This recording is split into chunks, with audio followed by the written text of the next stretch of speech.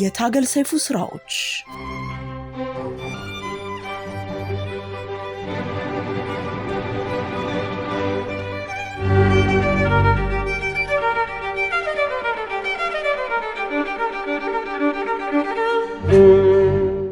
የዝንቡላው አስገራሚ ታሪኮች ዛሬም ቀጥለዋል። በዛሬው ትረካችን ሴቶችን በጥልቀት አውቃቸዋለሁ የሚለው ዮናስ ለማመን የተቸገረባቸውን እንግዳ ምክሮች ይሰጠዋል።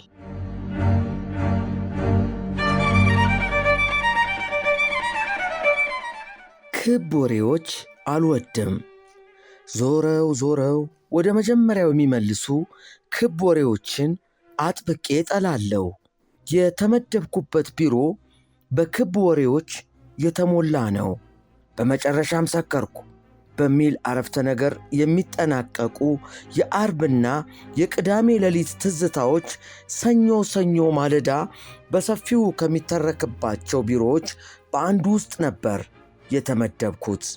ታሪኩ ከየትኛውም ቡና ቤት ይነሳ፣ በየትኛውም አይነት መጠጥ ይጥለቅለቅ፣ በምንም አይነት ገጠመኝ ይለፍ፣ መጨረሻው ያው ነው። በመጨረሻም ሰከርኩ። ሰኞ በመጣ ቁጥር በየተራ እየተፈራረቁ የሚያወሯቸውን እንደዚህ ያሉ ክብ ወሬዎችን መስማት እሰለቻለሁ። ከመካከላቸው አንዱ ከተሽከርካሪ ወንበሩ ላይ ልጥጥ ብሎ እንደዚህ ያለውን የሌሊት ውሎ ሲተርክ፣ ሌሎቹ እንደ ድርብ መስመር ቀጥ ባለ ከንፈራቸው ሲጋራቸውን እየሳቡ ያዳምጡታል። ከዚያም ድርብ መስመሩን ወደ ክብ ቀይረው በፈጠሩት ክብ ፈገግታ ውስጥ ክብ የጭስ ቀለበቶችን ቡልቅ ያደርጋሉ። ከመካከላቸው በዕድሜ ጠና የሚለው ቀደም ብዬ ያነሳውላችሁ ዮናስ ነው። እርሱ አያጨስም። ከቢሮአችን ወጣቶች ጋር የሚጋራው የኳስ ወሬ ብቻ ነው። ከመስሪያ ቤቱ ሰራተኞች በተለየ ሁናቴ አቆላምጦ ዝንቡዬ እያለ ይጠራኛል።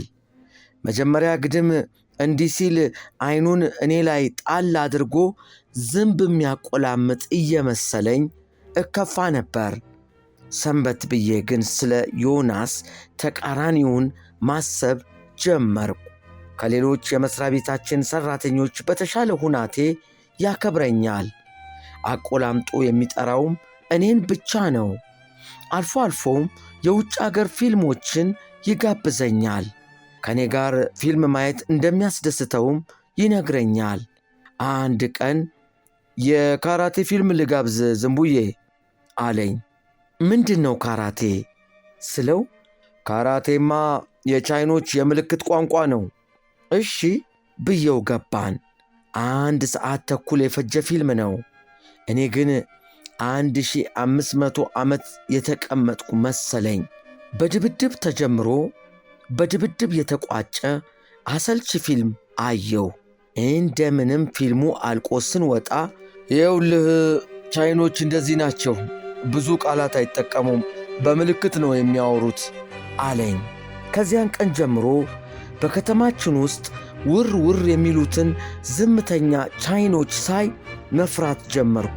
የቻይኖቹ ነገር በጣም ስላሳሰበኝ ለመሆኑ የእኛን አገር ቋንቋ እየተማሩ ይሆን ስል ጠየቅኩት። በጭራሽ አለኝ ዮናስ። ታዲያ ምን እያደረጉ ነው? ከመንገድ ሥራው በተጨማሪ ፖሊሶቻችንን ቻይንኛ እያስተማሩ ነው። የምልክት ቋንቋውን ብዬ ጮኩ። አዎን፣ በፖሊስ የመያዝ ዕድል ከገጠመ ቃልህን የሚቀበሉ በምልክት ቋንቋ ነው። ዮናስ ለምን የካራቴ ፊልም እንደሚወድ አላውቅም። ከቁመቱም ከምላሱም ረዘም፣ ከዓይኑም ከቆዳውም ቀላ፣ ከቦርጩም ከትምህርቱም ገፋ ያለ ሰው ነው። በዕድሜውም ረገድ 40ውን ካወጣ 7 ዓመት እንዳለፈው አጫውቶኛል። አልፎ አልፎ በዘመናዊ መኪናዋ ጭና መስሪያ ቤቱ በር ላይ የምታደርሰው ቆንጅዬ ሚስት አለችው። ያም ሆኖ ከወጣት የቢሮአችን ሰራተኞች ጋር ስለ ሌሎች ሴቶች መቀመጫ በአድናቆት የማውራት መጥፎ አመል አለበት። ምንም እንኳ በካራቴ ፊልሞች ቢመሰጥም ባለትዳር ስለሆነ እንደሆነ አላውቅም፣ ከቢሮአችን ወጣቶች የተሻለ መረጋጋት አይበታለሁ። ሁሌም የሚረበሸው የአቶ ውባሌ ጸሐፊ ወደ ቢሮአችን ብቅ ስትል ነው። ብርተሰላም ትባላለች። በፈገግታ የተፍነከነከች አቶ ውባሌ እንደሚፈልጉት ስትነግረው ብርክ ይዘዋል። አንድ ቀን ሁናቴው ግራ አጋብቶኝ በፈገግታ እኮ ነው የጠራች እያልኩ ላረጋጋው ሞከርኩ። ምንጊዜም የእርሷን ፈገግታ አይቼ ለደህና ነው የተጠራሁት ለማለት እቸገራለሁ አለኝ ጠረጴዛውን እየቆለፈ። ለምን ስለው በእንደዚህ አይነት ፈገግታዎች ብዙ አስፈሪ ነገሮችን አውርታኛለች ብሎኝ ወጣ። ሲመለስ ወሬውን ካቆመበት ቀጠለና ለዚህ ሁሉ ምክንያቱ ደግሞ አንተ ነህ አለኝ። እኔ ደግሞ ምን አደረግኩ? አንተ ከመምጣት በፊት ጋሹ ባሌ ጥሪው ካሏት ስልክ ደውላ ነበር የምትነግረኝ። አንተ ከመጣህ በኋላ ግን ይኸው በሰበብ ባስባቡ እዚህ ቢሮ መመላለስ ጀምራለች። ለምን? ልብ ብለህ እንድታያት የፈለገች መሰለኝ። እኔ ልብ ብዬ እርሷን ያየሁት በተቀጠርኩ በወሩ ነው። ሂሳብ ክፍል ደሞዝ ለመቀበል ሰልፍ ይዣለሁ። ከኋላዬ የቆመችው ብርተሰላም ነበረች። የተለመደው ሞቅ ያለ ፈገግታዋን ፊቴ ላይ እያበራች በመጀመሪያው ወር ደሞዜ ምን ለማድረግ እንዳሰብኩ ጠየቀችኝ። እኔም ግማሹን ለእናቴ ልልክላት እንደምፈልግ ነገርኳት። እርሷም ገንዘቡ እንዴት እንደሚላክ አውቅ እንደሆን ጠየቀችኝ። እንደማላውቅ ገለጽኩላት። ጎሽ አለችኝ። የምን ጎሽ ነው? አላውቅም የሚል ወንድ ዛሬ ገና አገኘሁ አለችኝ። ከዚያም ከቢሮ ፈቃድ ጠይቃ ወደ ባንክ ወሰደችኝ። ለእናቴ ገንዘብ ልኬ ስመለስ አቤት የተሰማኝ ደስታ ከልክ ያለፈ ነበር። ከዚህ የተነሳ ብርተሰላምን በቅጡ ያመሰገንኳት አይመስለኝም። እንኳን ላመሰግናት ይበልጥ እየሸሸኋት መጣው። የዮናስ መረበሽ ወደ እኔም ሳይጋባብኝ አልቀረም። መቼስ ማለዳ ላይ ፀሐይ የሞቅን የማይወራ አሰቃቂ ነገር የለም። በየመሃሉ የብርተሰላምን ድምፅ እሰማለሁ። በተለይ የጋሽ ኩላምባውን አሳዛኝና ዘግናኝ ወሬ በሰማሽ ቁጥር ወይ ሲያሳዝን እያለች የምትስቀው ሳቅ ውስጥ ምንም አይነት ሐዘን አላይም። በሳቅ እየተፍነከነከች እግዚኦ ጭካኔ እየተፍነከነከች አቤት ግፍ እየተፍነከነከች ወይ መከራው ትላለች። እኔ ደግሞ ግፍም ጭካኔም መከራም በእንደዚህ ያለ መፍነክነክ ሲገለጹ አይቼም ሰምቼም ስለማላውቅ ሳያት ብርክ ይዘኝ ጀመር። እርሷ ፀሐይ በምትሞቅበት ቀን ከዚያ ስፍራ መገኘት የማልፈልገው ከዚህ የተነሳ ነው። እኔ እዚያ ቢሮ በተቀጠርኩ ሰሞን ወጣ ወጣ ያለ ጥርሷ በብረት ታስሮ ነበር። የቢሮአችን የጽዳት ሠራተኛ እማማ ጌጤ ጥርሷን ስለከበበው አደገኛ አጥር ሲያወሩልኝ ያ ጥርስ በብረት ባይታጠር ኑሮ ተወርውሮ ይበላህ ነበር ብለውኛል። በጣም ውድ ገንዘብ ከፍላ ጥርሷን ለማስተካከል መሞከሯ በጣም ነው ያስገረመኝ። እንደኔ ከአሳሷቋ ውበት ይልቅ ለምትስቅበት ምክንያት ይበልጥ መጠንቀቅ ነበረባት። በተረፈ እማማ ጌጤ ውሸት ካላለቀባት በቀር እውነት አትናገርም ያሉት እውነት ይሁን ውሸት ገና አላረጋገጥኩም። ስብሰባ ላይ ድንገት ቀና ብዬ ሳላያት በፊት የጀመረችውን እኔን ማየት አቋርጣ ያንን ብረት ለበስ ጥርሷን ብልጭ ካደረገች ምን ልትለኝ ይሆን ብዬ መበርገጌ አይቀርም። ውጫዊ ገጽታዋም ግራ ያጋባል። በተለይ ተረከዘ ሹል ጫማዎች ስታደርግ በግማሽ መቀመጥና በግማሽ መቆም መሃል ሆና ነው የምትራመደው። በዚህ አይነት ሁናቴ እግር ወደፊት እየተወረወረ የመራመድ ፍላጎትን ሲያመላክት፣ ትከሻና ደረት ደግሞ ወደ ኋላ እያፈገፈገ የመቀመጥ ዝንባሌን ያሳያል። አረማመዷ ብቻ ሳይሆን አለባበሷም በተቃርኖ የተሞላ ነው። በጥቅምት ወር ላይ የምንኖርባት ከተማ በጣም ትበርዳለች። ብርተሰላም በዚህ ጽኑ ብርድ የጡት መያዣዋን ቀለም መለየት የሚያስችል ስስ ሸሚዝ ለብሳ መምጣቷ እኔን ይገርመኛል። ዮናስን አይበርዳትም እንዴ ስል ጠይቄዋለሁ።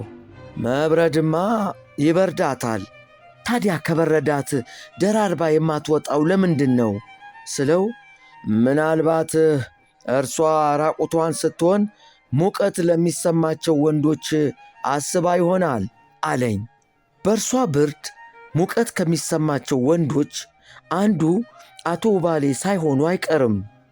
ሰንበትበት ብሎ ዮናስ እንደነገረኝ እዚህ መስሪያ ቤት በመጡ በሳምንቱ ሠራተኛውን ሰብስበው አንተ በሉኝ ብለው ነበር።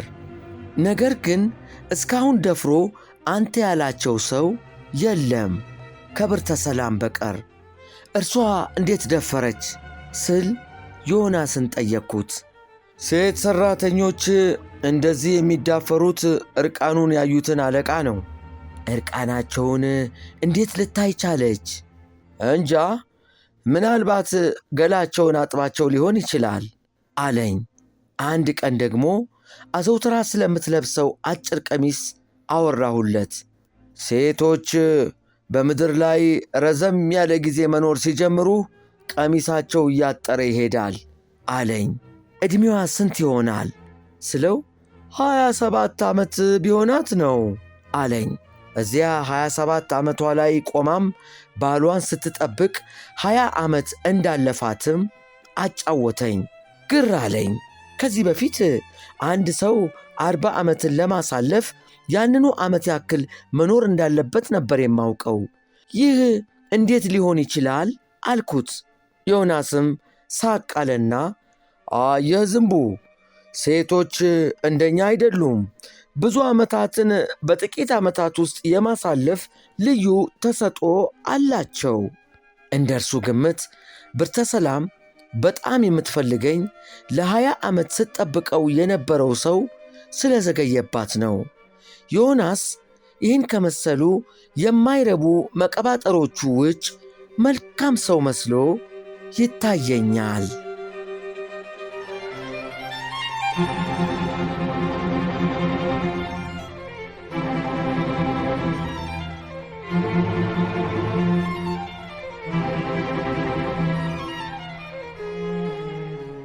በአሁኑ ወቅት ይህን የታገል ሰይፉን መጽሐፍ ዝንቡላና ካሮት በአማዞን ላይ ያገኙታል።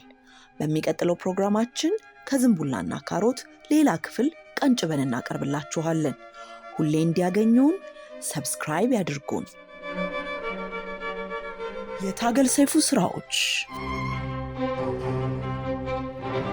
በታገል ሰይፉ ኦፊሻል ዩቲዩብ